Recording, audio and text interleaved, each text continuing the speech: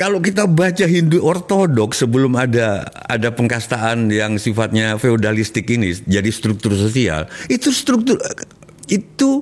struktur kesadaran manusia. Orang yang dari bangun tidur ke tidur lagi mikirin dirinya sendiri itu kaum sudra. Orang yang dari bangun tidur ke tidur lagi mikirin kelompoknya itu Waisya. Orang yang dari bangun tidur ke tidur lagi itu mikirin negara itu Ksatria. Sebuah kondisi yang tidak membuat manusia itu setara. Jadi bukan manusia pada, nggak sama. Kenapa cuman yang di Bali gitu? Kenapa di tanah Bali yang menjalankan itu sampai saat ini? Kenapa tidak di Jawa? Kenapa tidak di Aceh? Kenapa tidak di Kalimantan? Kenapa tidak di Sulawesi misalkan? Ya walaupun kita tahu bahwa Bali bisa bertahan seperti sekarang, itu seperti Miko sampaikan, karena kasta di sana yang masih tertinggal konsepnya. Tidak di tempat-tempat lain. Kalau tempat lain bukannya tidak ada, hanya namanya bukan kasta. Coba kalau dijawab, siapa bilang di Jawa nggak ada sejenis dengan kasta? Buktinya kalau kita menghadap di keraton, kita harus jalan jongkok misalnya.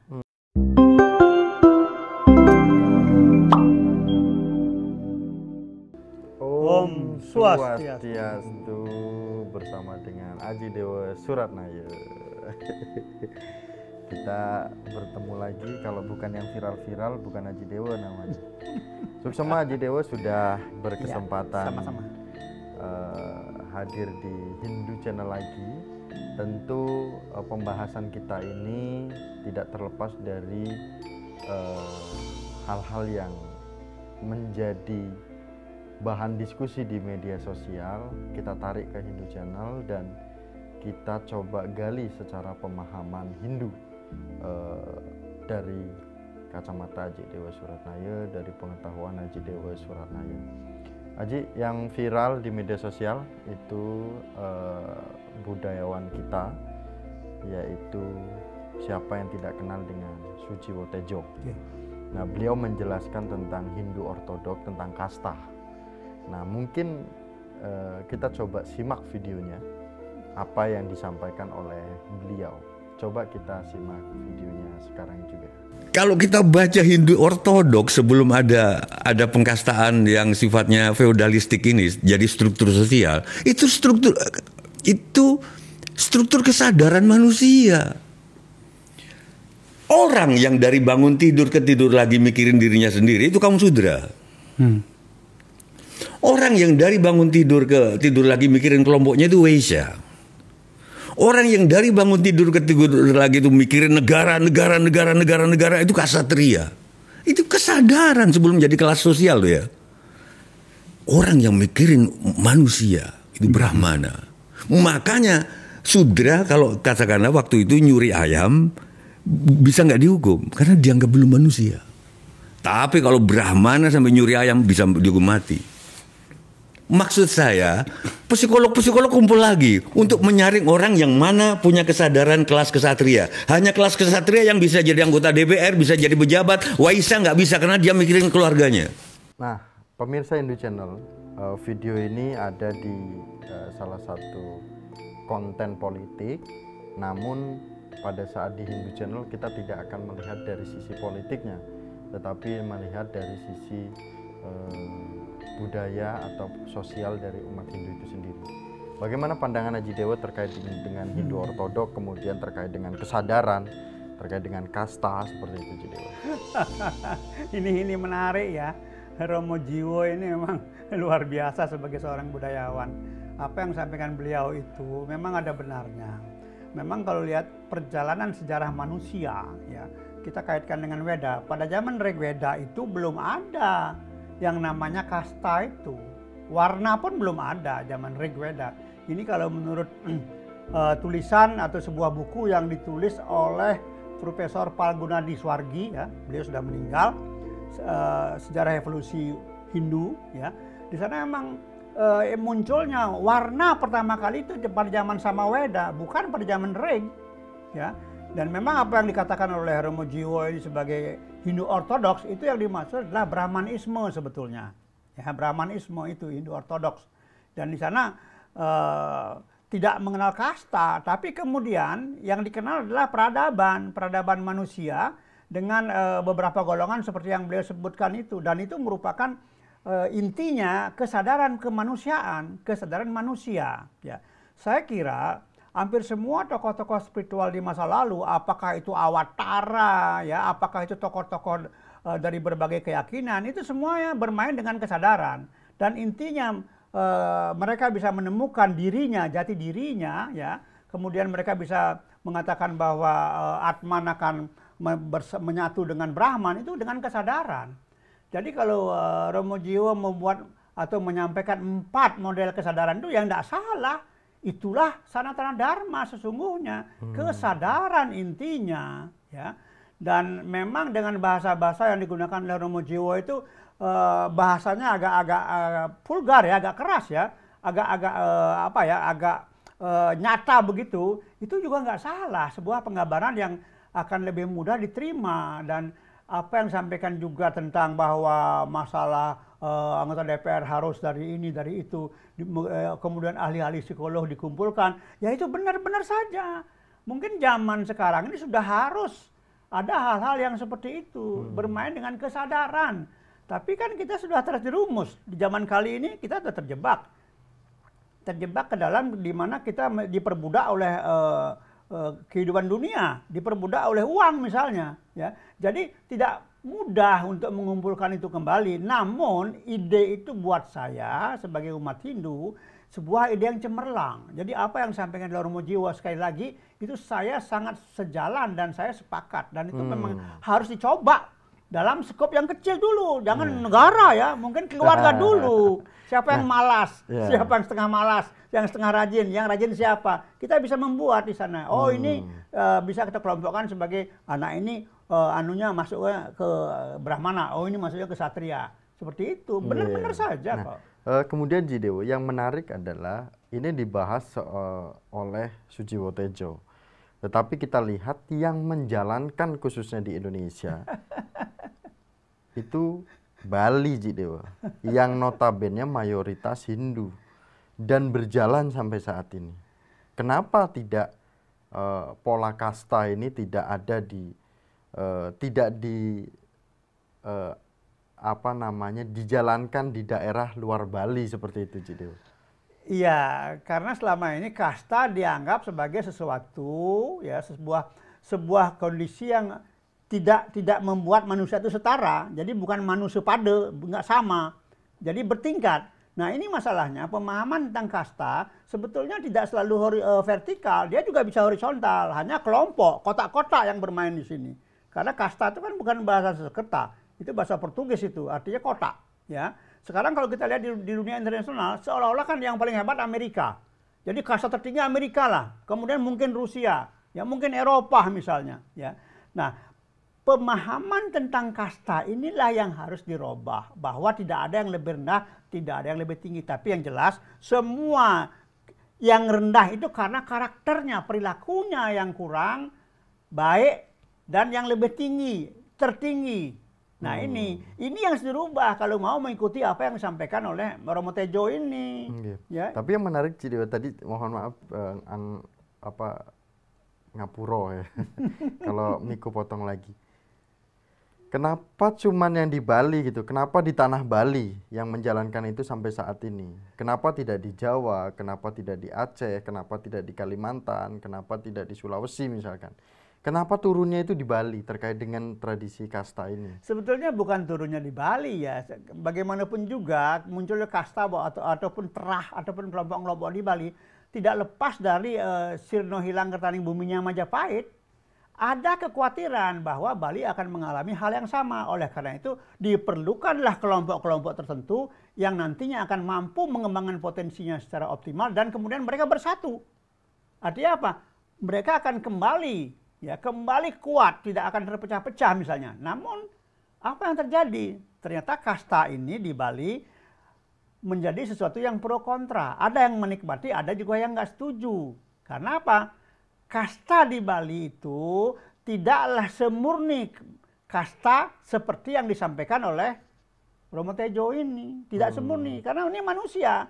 Manusia ini berkembang tidak selalu satu jalan. Dia bisa berkembang dengan berbagai karakter, berbagai jalan. Ya walaupun kita tahu bahwa Bali bisa bertahan seperti sekarang, itu seperti Miko sampaikan, karena kasta di sana yang masih tertinggal konsepnya.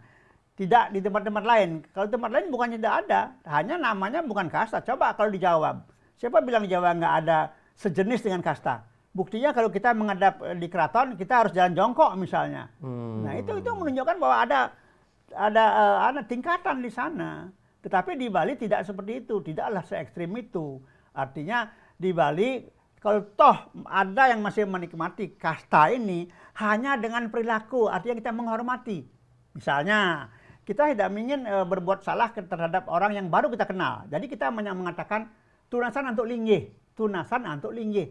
Tolong Anda ini dari mana? Apa dari kasta apa? Apakah dari terah apa? Tolong sana. Dengan demikian setelah ketahuan nanti statusnya, barulah kita dengan enak berbicara dengan bahasa yang sesuai dengan terah atau tingkatan atau kasta itu. Seperti itu. Kemudian muncul lagi pertanyaan Jawa. Apakah hanya umat Hindu saja yang bisa menjalani? Kenapa umat Hindu saja yang bisa menjalani? Kemudian apakah terkait dengan kesadaran? Itu ada di umat Hindu atau bagaimana? Tidak. Jadi begini. Tiap agama ini kan punya doktrin dia. Nah kebetulan Hindu ini doktrinnya seperti itu. Jadi yang bisa mempertahankan kondisi-kondisi seperti itu ya umat Hindu. Umat lain beda. Karena apa? Pemandu dari umat-umat yang berbeda ini yang memberikan doktrin yang berbeda tidak memungkinkan juga mereka sama. Misalnya dengan kasta, semua harus dengan kasta, nggak bisa. Tergantung, itu kan peradaban, beda. Peradaban manusia. Peradaban manusia itu nggak akan sama semua itu, seperti itu. Nah kemudian Jidewa, karena tadi berbicara dengan kitab suci, apakah pengkastaan ini memang ada di kitab suci? Seandainya ada, bagaimana kitab suci itu bicara tentang kasta? Tadi saya katakan bahwa kasta itu bukan bahasa Sanskerta ya, itu bahasa Portugis itu. Ya, jadi memang dalam sejarah itu pertama muncul warna zaman Samaweda, bukan dalam ring. Zaman Samaweda muncul warna, tapi kemudian warna ini berkembang ya karena kondisi. Jadi zaman itu kelompok Aryan masuk ke India, kemudian dia konflik dengan Dravida, penduduk asli India, tapi kemudian Dravida bisa dikalahkan demikian. Lalu muncullah kelompok Aryan ini dengan kekuatan ekonomi, mereka mulai mapan, mulai tampil beda, mulai muncul raja-raja kecil. Di sana muncullah warna, ya, pembedaan oleh para penguasa saat itu. Tapi kemudian ini berkembanglah menjadi kasta itu. Walaupun dalam Weda tidak ada kata kasta itu. Jadi Rigveda, Samaweda, walaupun muncul dalam Samaweda, tapi dalam bukunya tidak ada. Dalam kitabnya tidak ada istilah kasta. Walaupun kemudian yang mirip dengan kasta itu ada di Bhagavad Gita, tapi itu menyebutkan warna. Warna bukan kasta. Ya. Warna itu bukan kasta. Kalau warna kan di mana-mana pun bisa. Ya.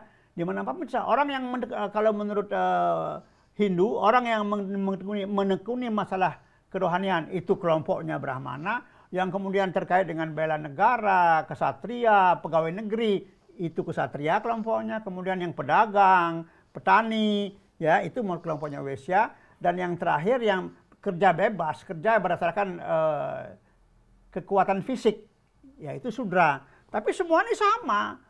Kalau menurut saya warna ini tidak vertikal ya, tapi horizontal, karena satu sama lain dia saling menopang. Nggak mungkin semuanya jadi pedagang, nggak mungkin semua jadi tentara, nggak mungkin juga semuanya jadi penyedia jasa, nggak mungkin. Jadi ini setara sebetulnya, masing-masing kelompok. Cuman kan di sini kadang-kadang manusia tuh punya keinginan lebih. Karena saya kaya, saya berkuasa, lalu saya merasa lebih tinggi. Nah ini yang kadang-kadang merusak yang namanya warna maupun yang namanya kasta.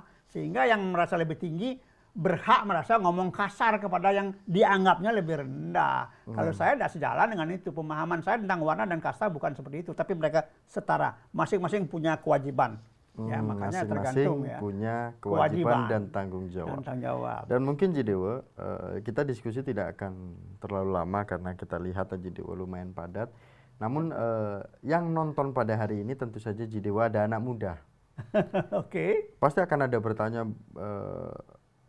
Jidewa kemarin itu saya punya kawan karena secara kastanya berbeda, pasangan ini memutuskan untuk tidak melanjutkan, bahkan minder untuk komunikasi dengan kasta yang lebih tinggi karena dari pihak orang tua tidak mengizinkan, dari pihak kita juga sebagai anak muda pemahaman tentang kasta ini agak ragu juga, agak takut kena karma atau seperti apa gitu. Kualat gitu ya. Kualat dengan orang tua gitu. Bagaimana Jidewa? Ini sebagai nasihat ke anak muda. Ya, sebagai anak muda Hindu tidak perlu khawatir. Artinya tadi saya katakan bahwa yang namanya kasta itu sebetulnya hanya kelompok-kelompok yang ada di masyarakat sesuai fungsi dan tanggung jawab, tugas dan tanggung jawab. Tidak perlu dikhawatirkan. Artinya apakah kalau Anda misalnya dari kasta yang dianggap berbeda, lalu punya pacar dari kasta yang katakanlah yang lebih tinggi begitu, akan terjadi sesuatu? Tidak ada. Hilangkan kesan-kesan buruk seperti itu. Semua sama kok, dalam kitab tidak ada. Kalau Anda merasa sebagai umat Hindu ya seperti itu. Tidak ada dalam kitab mengenai kasta itu. Nggak ada. Saya punya anak laki-laki, kemudian menikah dengan seorang katakanlah dari kasta yang lain gitu, tidak ada masalah. Yang penting hormati siapapun itu saja kuncinya. Hormati siapapun itu, perilaku yang baik. Jangan menganggap wah dia kastanya lebih rendah, saya lebih tinggi. Silahkan saja, waktu hidup kita bisa berpikir seperti itu. Setelah mati baru tahu bahwa di sana nggak ada kasta itu. Yang mati ya mati, yang tua-tua, nggak ada cerita tentang saya lebih tinggi, saya lebih rendah, itu nggak ada itu. Jadi jangan khawatir. Suksema Jidewa dan pemirsa Hindu Channel, ini diskusi kami dengan Ajidewa Suratnaya. Tentu Ajidewa bangga dengan apa yang disampaikan oleh budayawan kita Romo Sujiwotejo ini terkait dengan pola dari kasta ya Jidewa ya. Nah, Hindu Ortodok sebelum Hindu Ortodok atau bagaimana itu Jidewa? Belum ada. Belum itu ada kasta ya? itu, Belum ya. ada. Itu kan kesadaran aja. Nah, inilah diskusi kami. Kami tutup dengan Paramasanti bersama dengan Ajidewa Suratnaya. Paramasanti. Om Santi. Semaji.